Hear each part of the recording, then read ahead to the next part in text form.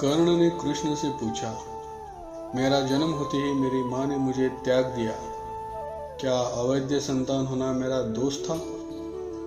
द्रोणाचार्य ने मुझे सिखाया नहीं, क्योंकि मैं एक क्षत्रिय पुत्र नहीं था।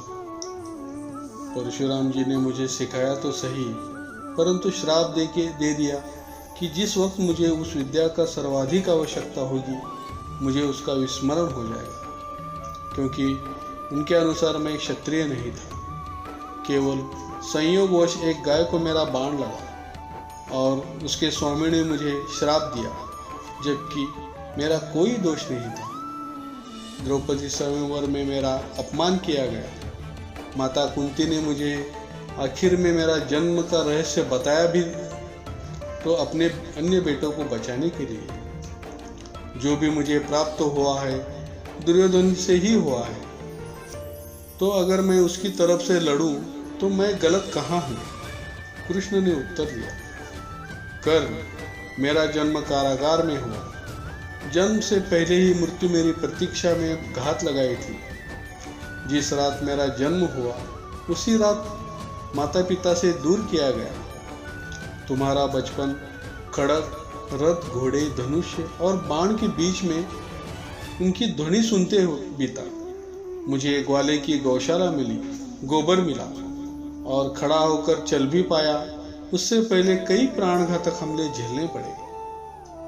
कोई सेना नहीं, कोई शिक्षा नहीं। लोगों से ताने ही मिले कि उनकी समस्याओं का कारण मैं हूँ। तुम्हारे गुरु जब तुम्हें तुम्हारी शौर्य की तारीफ कर रहे थे, मुझे उस उम्र में कोई शिक्षा भी नहीं मिली थी।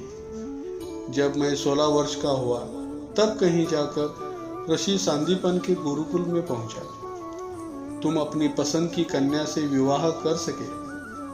जिस कन्या से मैं प्रेम किया वो मुझे नहीं मिली, और उनसे विवाह करने पड़े जिन्हें मेरी चाहत थी या जिनको मैंने राक्षसों से बचाया था। मेरे पूरे समाज को यमुना किनारे से हटाकर एक दूर समुद्र के किनारे बसाना पड़ा, उन्हें जरासंध से बचाने के लिए। रण से पलायन के कारण मुझे भीरू भी कहा गया। अगर दुर्योधन युद्ध जीतता है तो तुम्हें बहुत श्रेय मिलेगा। धर्मराज अगर जीतता है तो मुझे क्या मिलेगा?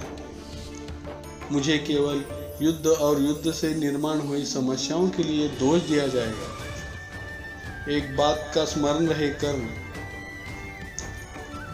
हर किसी को जिंदगी चुनौतियां देती है। जिंदगी किसी के भी साथ न्याय नहीं करती। दुर्योधन ने अन्याय का सामना किया है तो युधिष्ठिर ने भी अन्याय का भुगता है। लेकिन सत्य धर्म क्या है यह तुम जानते हो। कोई बात नहीं अगर कितना भी अपमान हो, जो हमारा अधिकार है वो हमें ना मिल पाए। महत्व इस बात का है कि तुम उस समय उस संकट का सामना कैसे करते हो। रोना धोना बंद करो कर्ण। जिंदगी न्याय नहीं करती, इसका मतलब यह नहीं होता कि तुम्हारे अधर्म के पथ पर चलने की अनुमति है।